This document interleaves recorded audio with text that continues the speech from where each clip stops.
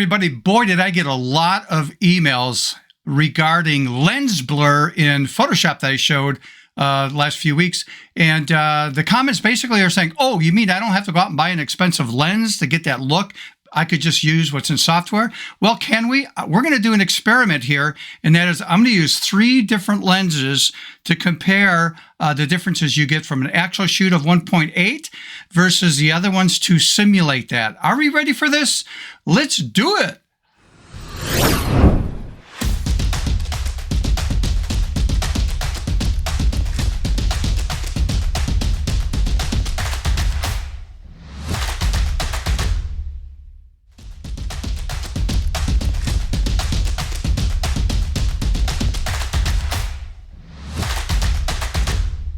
Hey everybody, welcome back to my channel. If you're new to the channel, this is dedicated to photography and as a photo artist to push ourselves to think creatively out of the box. All right, let's jump into the program. I got slammed. Well, not say slam, but a lot of comments or emails that came to me in my private email. By the way, if you've got an issue or a suggestion or a topic you'd like to see in the future, my email address is right down here. It's stephenphotoartist@gmail.com. That's where I get most of my comments and reviews because of the fact that I think a lot of people are afraid to make comments on the YouTube channel. Go for it. Either way, I mean, I don't care, if you're doing it on YouTube or whatever, or the private email address. Okay, so let's take a look at, let me reiterate some of the comments I was getting, and that is, wow, so you're telling me I can buy a budget lens to create a look in the software that looks like I used a very expensive high-end lens? And I'm not going to say yes or no on that. I'm going to show you what I did. And this is a very unscientific sort of survey I did and test, because I'm not a scientist, I'm not an engineer here. So anyhow, I'm taking three different lenses. So the first lens, by the way, I'm shooting this little figure right here. And I'll show you the setup with the camera, but I use the same camera. It's an old camera, by the way. And I use 3 different lenses. I had it on aperture priority. So the first one I shot wide open at 1.8. It is this lens by Canon. It's a budget lens. I think I paid, this is over 10 years old for me. It's about $400 for this lens, but it's a prime lens. No zoom, and it can shoot at 1.8. So we'll take a look at that. The next lens that I put into the mix was I just pulled the one off the camera and stuck this one on. This is actually a zoom. This is by a Tamron lens. I'm sure they still sell it. It's a budget lens, and it shoots from 35 to 150, and it'll do 2.8. But as you zoom it in like this, it won't be 2.8. And so I had to set this at 85 mil, like the prime lens. That was 85 at 1.8. I had to move this up to 85, and I had to shoot this at f4. I couldn't shoot it at 2.8, so f4 on that lens. And then I swapped out the lens again, and I went for another budget lens, and it's another Tamron, and this one is a 28 to 300 lens. And this one is like 5.6 to 6.3. So I had to set this at 85 mil, and this was shot at 6.3. So let's see if we can see a difference between those. So let's jump in here into Photoshop and take a look at this image right here. And in comparing the lenses, again, the feature I used was the sort of the lens blur feature that is in let's see, not NeuroFilters, but Camera Raw. So if I go to Filter drop-down menu as an example, and I'll put a link to the videos that I did in depth on this, but if I come down to Camera Raw, and when this opens up, the feature I used was called Lens Blur right here in the interface. Okay, so I'll talk about that when we see the images, but that's what I used. I'm going to cancel that. You could have used and played around with the other feature if you go under Filter and you choose NeuroFilters. And then when this dialog box opens up, you'll see toward the bottom, It is called Depth Blur. And again, I did a video on that in the past, so I'll put a link to that so you can see that. But that's what I use. I was using software. Now, there are plugins that'll do this also.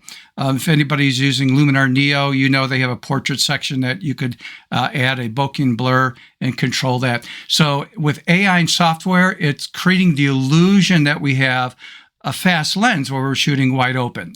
Okay, so with that out of the way, let's take a look at the setup on this. So this was my setup, and this is the camera I use. It's a Canon 6D. It's an old one. This one is 8 years old, and I just set, I think my ISO was 400. I kept that alone. The aperture was, the original one I shot was 1.8, and I would just let the camera determine the shutter speed. So this was on a tripod.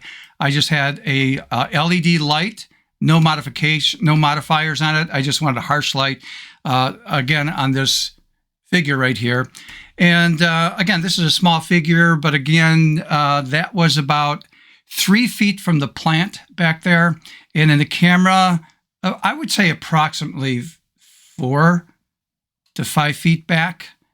If that, but it was at least, again, 4 to 5 feet. So anyhow, you could see the figure right there. This was my setup. And basically what I did again was I put one of the lenses on. I did the 1.8 lens first, shot it, took the lens off, put the other lens on, set it to 85 mil, set the setting because it had to be different because I couldn't shoot at 1.8. So one of the lenses I had to shoot at 4.0, took the shot, took it off, put the other lens on, and you got it, right? Set it at 85, and that one I had to shoot at f6.3 for my aperture. So let's take a look at this. Now, there's a set of images here, and I'm going to block my layers here because I had to actually put in the description as to what the settings were on the lens, what lens I used, and what the setting was on the lens. So anyhow, let's take a look at this shot right here. Now, let's compare this to, and again, this was shot at 85 mil. Some of these were, modified in the software, and the other one was not. It was straight out of camera. So this is one. You can see a slight difference, but we have a blurred background on that one. Again, blurred background on that one. And just for kicks and for fun, I threw one. It was a different camera at the end. I'll talk about that. It was just an impulse thing I did. So my settings were off, like my color balance and that. And of course, this is not about the color balance. This is about the background blur to give that, again, that bokeh look. And all this stuff was done in software except for one. So let's take a look at this image right here. This one was shot on the Tamron, let's see, 28 to 300 zoom, set at 85 mil at f6. And that's the result I got when I applied the lens blur in the software. Okay, the next one here, this one here was shot with the 35 to 150 Tamron lens, shot at f4, because that's as wide open as I could get with that lens. Again, shot at 85 mil. And this is what I got. So if you compare those two, just a slight difference. And then this one right here, which is again slightly different in the back there, and that was with the Canon lens, the 85 prime lens, shot at 1.8, I should say, as an f-stop. So slight differences, yes and no, between these lenses. I mean, between these images, but is it that significant of a difference? I want you to hold on to that thought because I'm going to show you the same shot, but I changed the background a bit. But doing this, I've showed this to some of my photographer friends and other friends who are not photographers. And I just wanted to get their reaction when they showed one of the images, like that one. And I said to the photographers, what f-stop did I shoot that at? And I was getting a lot of, well, it depends how close you were. And I said, well, it's 85. Well, and they're going, well, probably 2.8. No, 1.8. Oh, no, I think it's 1.4. I mean, they're just guessing. Okay, and the image I'm showing you was shot at f6, and it was that zoom lens. So the point is, again, not a very scientific, survey here or approach, but just wanted to get see what some photographers would say. The other thing is consumers don't know. When you say f-stop, they got like a puzzled look on their face, unless they have a knowledge of photography and cameras. But they just like, oh, cool picture. Why did you take a picture of that figure or something like that? But it was just, again, comparing the background blurs. So let me change these out again. So these are the 3 I did. And the very last one for kicks, that was done with a point and shoot, my Canon G1X Mark III. The problem is I couldn't shoot that in RAW at equivalent to 85 mil. I can only go 75 unless I shot in JPEG, and it would be a digital zoom to move it up to 85 mil. So I left it at 75 mil, but this was shot at f6. Color balance was off. I'm not worried about that. I'm looking at the background. So it's amazing that it would be just hard to tell, which lens was used. And again, do I need to go out and buy an expensive lens? That is all based on your budget. And if you want to do it directly out of camera, right? Where I know most people, this is the hobby, and it could be a very expensive hobby, and you might not be able to afford, a 1.4 or 1.8 lens that's very expensive.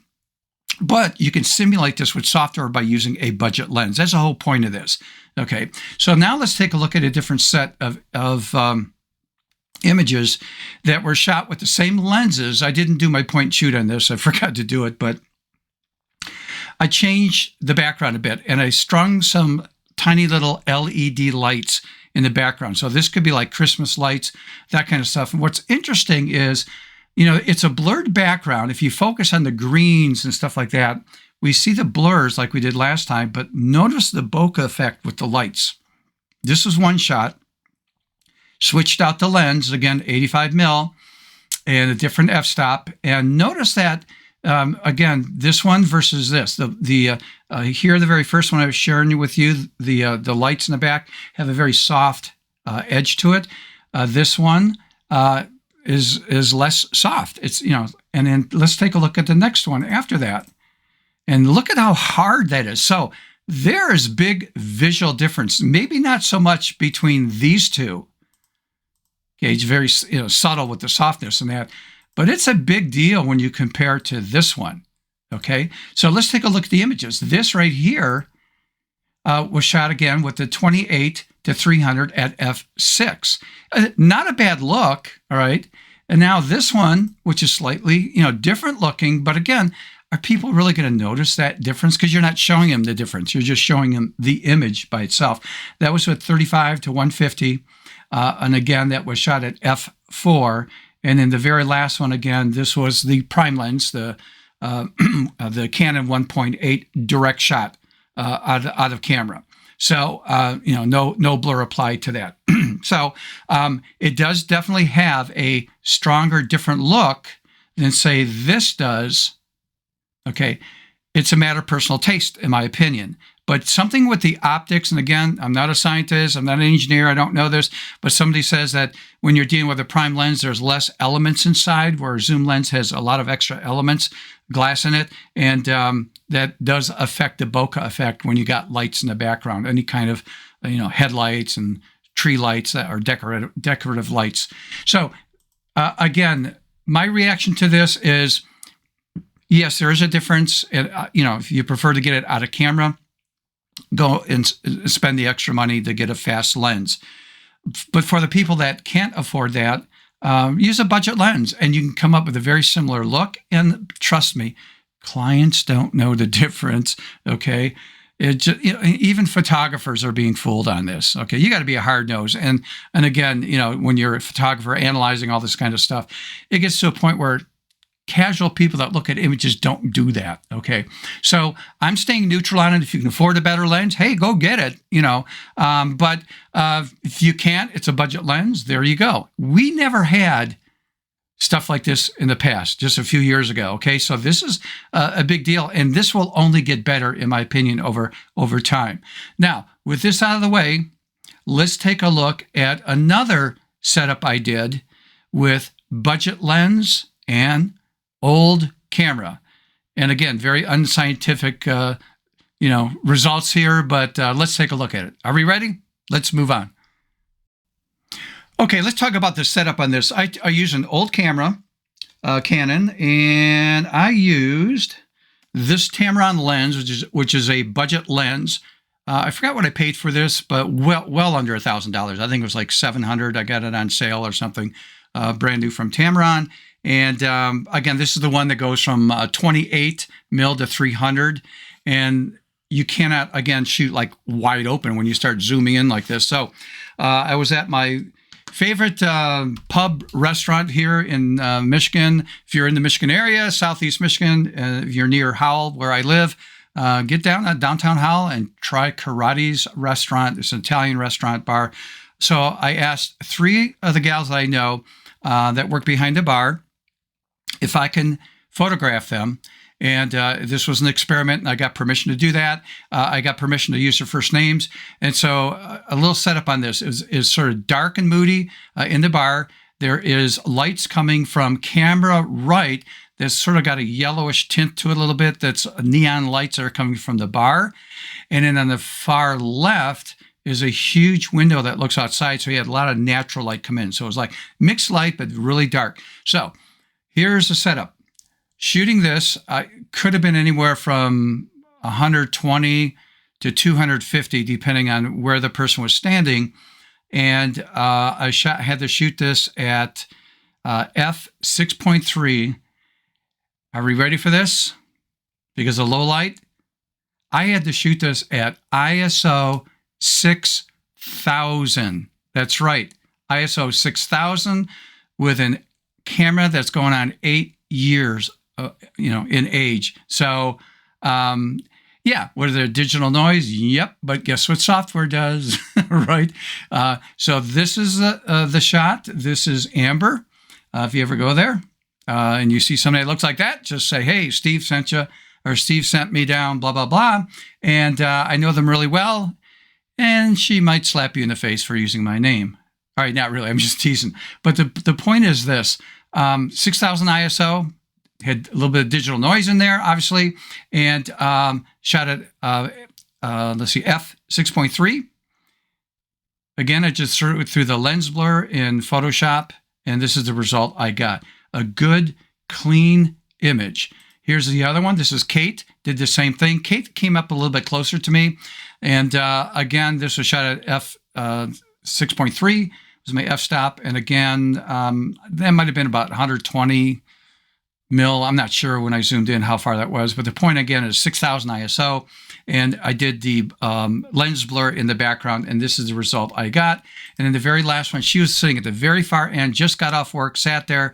She sort of gave me a look, took that shot, and I zoomed in. I was probably at 250 mil on that one. And again, 6.3 and the 6,000 ISO, and I used that lens blur. And that wall was not that far behind her, by the way. And it's amazing how it just has a nice, natural bokeh effect. So again, budget lens, camera that's up in age, shooting at 6,000 ISO, which could have been unheard of, say 10 years ago to get, the quality that we can get today. But again, there was digital noise, but in softwares like Photoshop and that, we can start to remove that. Very easy and quick to do. Okay, so with that out of the way, hopefully this was a fun experiment. Again, nothing high end here, but it's just to prove the show that you can work with the equipment you have and achieve some great results. You don't necessarily have to go out there and buy very, very expensive gear. And it's all to AI and software and the capabilities of software today. Hey, you guys, if you learned anything, found this interesting, if you can do me a favor, please like the video. It helps with the algorithm of YouTube to push it out for others to see. So again, like the video, subscribe if you have not subscribed, and hit that notification bell. That way, next time I upload a video, you'll get notified. Okay, with that out of the way, let's get that camera out, practice, let's make mistakes. Until next time, see ya.